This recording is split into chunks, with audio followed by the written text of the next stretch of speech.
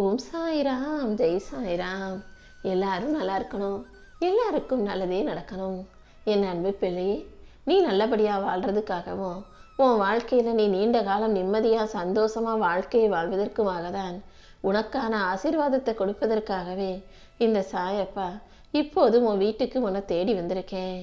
நீ என் மேலே வச்சிருக்க பக்தியும் நம்பிக்கையும் உண்மைன்னு எனக்கு தெரியும்.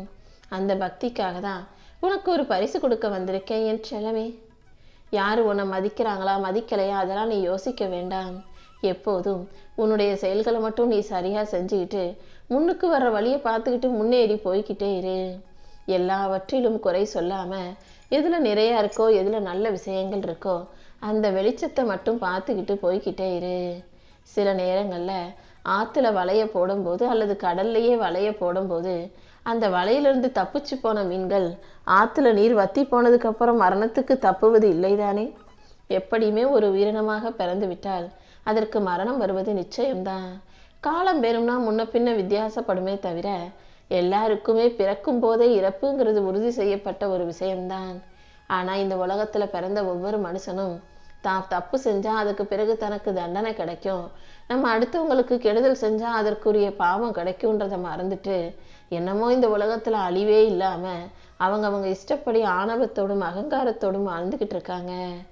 நல்லவர்களை போல நடிக்கிறவங்கள உண்மைன்னு நம்பக்கூடிய இந்த உலகம் நல்ல பிள்ளையாகவே வாழக்கூடிய உன்னை புரிஞ்சுக்கவும் மாட்டாங்க, உன்னை விரும்பவும் கூட வந்து சேரவும் கூட மாட்டாங்க அல்லவா? கவலைப்படாத என் செல்லமே. நல்லவர்களாக வாழ்பவர்களை கடவுள் மட்டுமே விரும்புவார். அதனால தான் நீ எனக்கு பிடிச்ச பிள்ளையா இருக்க. உனக்கு எல்லா தோல்விகளையும் தாண்டி உன் வாழ்க்கையில வெற்றியை கொடுத்து உன்னை நல்லபடியாக வாழ வைக்கணும்னு ஆசைப்படுறதுக்கு காரணமே நீ என் மேலே வச்சிருக்க பக்தியும் நம்பிக்கையும் உன்னுடைய நல்ல குணம்தான். எப்பவுமே நீ எல்லா விஷயங்களையும் திட்டம் போட்டு சரியாக செஞ்சு ஜெயிக்கணும்னு நினைக்கிற. ஆனால் அதை தாண்டி உனக்கான விஷயங்கள் தோல்வி அடைகிறனா, நீ எதிர்பார்த்தது போல சில விஷயங்கள் நடக்கலைன்னா அதை உனக்கு மேலாக இருந்து நான் தான் நடத்திக்கிட்டு இருக்கேன். கண்டிப்பாக நீ எதிர்பார்த்ததை விட மேலான நல்ல திட்டத்தை நான் உனக்கு நடத்தி கொடுப்பேன்றத நீ புரிஞ்சுக்கோ என் செல்லமே. கொஞ்ச காலம் கழித்து கண்டிப்பாக நீ போட்ட திட்டப்படி உன் வாழ்க்கையில் வெற்றி கிடைக்க தான் போகுது. அப்போது அந்த வெற்றியை நான் தான் உனக்கு அனுமதி அளித்து உன் கைகளில் கொடுக்குறேன்றதை நீ புரிஞ்சுக்கோ. எல்லாமே எப்போவுமே நீ நினச்சது போல சரியாகவே இருக்காது. மேலிருந்து அனைத்தையும் பார்த்துக்கிட்டு இருக்க இந்த சாயப்பா எனக்கு தானே எது சரி எது தவறு, எது உனக்கு எதிர்காலத்துக்கு நல்லது கெட்டதுன்னு தெரியும். அதனால தான் நீ எதிர்பார்க்கும் விஷயங்களில் இருக்கும் சில தப்பையும் தவறையும் சிக்கல்களையும் சரி செஞ்சு அதை பரிபூரணமாக உனக்கு நன்மையாக வந்து சேரும்படி கொஞ்சம் தாமதமான பிறகு வெற்றியாக உன் கைகளில் ஒப்படைக்கிறேன். எப்போதும் நான் யாரும் எனக்கு வேணாம், நான் யாரு கூட இருக்கவும் மாட்டேன், தனியாக இருக்கிறது தான் எனக்கு நிம்மதின்னு நினைக்காம 4 நல்ல நபர்களை உன் கூட சேர்த்து வச்சுக்கோ. அது நட்பாகவும் இருக்கலாம், உறவாகவும் இருக்கலாம். மன தூய்மை உடைய நல்ல கொடுத்த வாக்கை நிறைவேற்றக்கூடிய கண்ணியமான உண்மையான மனிதர்கள் உன் வாழ்க்கையில் இருந்தாங்கன்னா அதன் மூலமாக அவங்களும் நல்லா இருப்பாங்க, உன் வாழ்க்கையும் நல்லா இருக்கும் என் செல்லமே. இந்த 4 நல்ல உறவுகளை நீ பக்கத்தில் வச்சுக்கிற, அதாவது மன தூய்மை உள்ளவர்களையும் கொடுத்த வாக்கை காப்பாற்றுபவர்களையும் கண்ணியமாக ஒழுக்கமானவர்களையும் உண்மையானவர்களையும் யாரை உன் கூட வச்சுக்க கூடாது தெரியுமா? உன்னுடைய கவலைகளையும் உன்னுடைய துக்கத்தையும் முடியாதுங்கிற உன்னுடைய இயலாமையையும் சோம்பேறித்தனத்தையும் கஞ்சத்தனத்தையும் உன் வாழ்க்கையில் நீ வச்சுக்காத. சிக்கனங்கிறது வேற, கஞ்சத்தனங்கிறது வேற. கஞ்சத்தனம் இருந்தால் நீ எவ்வளவுதான் கஷ்டப்பட்டு சேர்த்தாலும் அது வீணான வழியில் போயிடும். ஆனால் சிக்கனமாக இருந்தீன்னா அதை சேர்த்து வச்சு நீ சந்தோஷமாக அனுபவிக்க முடியும். அதே போல தான் வாழ்க்கையில் எல்லாரும் எப்போவுமே மகிழ்ச்சியாக சந்தோஷமாக சிரிச்சுக்கிட்டே இருக்க முடியாது. அவ்வப்போது கவலை பிரச்சனை வரும். ஆனால் அதுக்காக துக்கத்தையே நீ தூக்கி சுமக்க வேண்டிய அவசியம் இல்லை. துக்கமும் கவலையும் எல்லாருக்கும் தான் இருக்குது. எல்லாரும் அதை மறந்துட்டு வாழ்க்கையை வாழதானே செய்கிறாங்கன்னு உனக்கு நீயே தைரியம் சொல்லிக்கிட்டு அதை ஒதுக்கி வச்சுட்டு வாழ்க்கையை நிம்மதியாக வாழ தயாராகு. உன்னால் முடியாத காரியம்னு இந்த உலகத்தில் எதுவுமே கிடையாது. நீயாகவே அது முடியாது இது முடியாதுன்னு எதையும் இயலாத காரியமாக நினைக்க வேண்டாம். என் மேலே பக்தியோட என் மேலே நம்பிக்கையோட நீ எதை செஞ்சாலும் அதை கண்டிப்பாக உனக்கு முழு வெற்றியாக இந்த சாயப்பா முடிச்சு கொடுப்பேன் என் செல்லமே. ஒரு விஷயத்தை நீ நினைச்சது போல சரியா நடத்திக்கிறதுக்காக உன்னால முடிஞ்ச வரைக்கும் போராடு. நீ போராடும்போது வாழ்க்கை எதையாவது ஒரு விஷயத்தை உன்னிடமிருந்து இழக்க செய்யும். என்னடா இப்படி நடந்துருச்சேன்னு சோர்ந்து போயிடக்கூடாது. நீ இழந்ததை விட மிகப்பெரிய ஒன்றை நீ நினைச்சே பார்க்காத அளவுக்கு சுவாரஸ்யமான அற்புதமான ஒரு விஷயத்தை வாழ்க்கை கண்டிப்பா உன் கைகளில் கொடுக்கும். தவறு செஞ்சிட்டா ஆமா நான் தான் செஞ்சேன்னு ஒத்துக்காட்டியும் பரவாயில்ல, நான் செய்யவே இல்லைன்னு மறைச்சு பேசாத, பொய் பேசாத. யாருக்காவது உதவி செஞ்சினா, தான தர்மம் செஞ்சினா, நல்ல காரியம் செஞ்சினா அதை எல்லார்கிட்டையும் போய் சொல்லி காட்டி பெருமை பேச வேண்டாமே செல்லமே.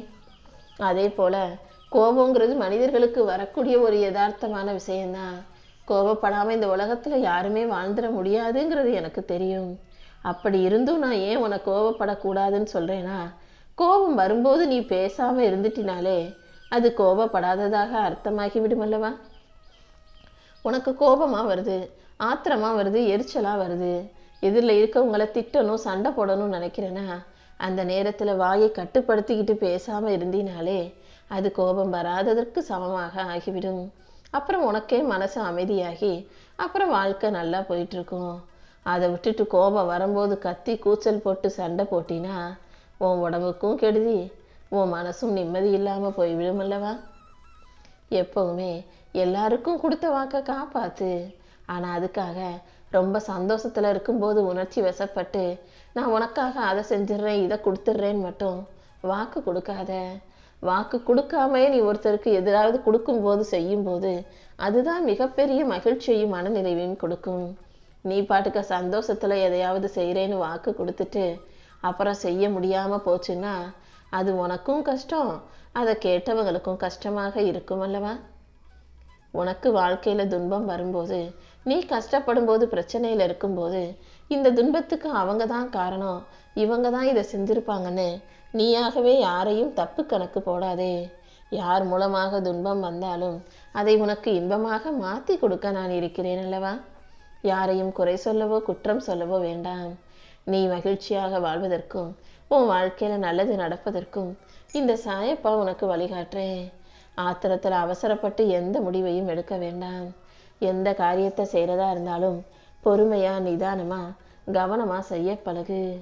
உனக்கு எதிராக சதி வேலைகளை செய்தவன் அவன் என்னவோ புத்திசாலி மாதிரி உனக்கு எதிராக சதி வேலை செஞ்சு உன்னை தோக்கடிச்சதா நினைச்சுக்கிட்டு இருக்காங்க. ஆனா உண்மை என்னன்னா, சதி வேலை செஞ்சவன் புத்திசாலியா இருந்தாலும் அதை சகிச்சுக்கிட்டு இருக்க நீ குற்றவாளியாக மாட்டாய் என் செல்லமே. யார் உனக்கு எதிராக சதி செஞ்சாலும் இந்த சாயப்பா அந்த சதியை முறியடிச்சு உனக்கான நல்லதை நடத்தி கொடுப்பேன். எப்பவுமே அடுத்தவங்களை திட்டி பேசாத, குறை சொல்லாதன்னு நான் சொல்லியிருக்கேன். அதுக்காக அடுத்தவங்களை புகழ்ந்து பேசுவதற்கும் ஒரு கட்டுப்பாடு அவசியம். ஒரே அடியா ஒருத்தரை பத்தி ரொம்ப புகழ்ந்து பேசிக்கிட்டே இருந்தீன்னா அவங்க மனசுல ஒரு அகங்காரம் வந்து உன்னை தாழ்வாக நினைக்கவும் வாய்ப்புகள் இருக்கு. எப்பவுமே பொழுதுபோக்கு, கொஞ்ச நேரத்தை ஒதுக்குறேன், கொஞ்ச நேரத்தை விளையாடுறேன்னு சொல்லி நேரத்தை வீணாக்க வேண்டாம். முடிஞ்ச அளவுக்கு உனக்கு நேரம் இருக்கு, பொழுதுபோக்கணும்னு நினைச்சீன்னா அடுத்தவங்களுக்கு உதவி செய்யக்கூடிய மனப்பான்மையோட வேலை செய்.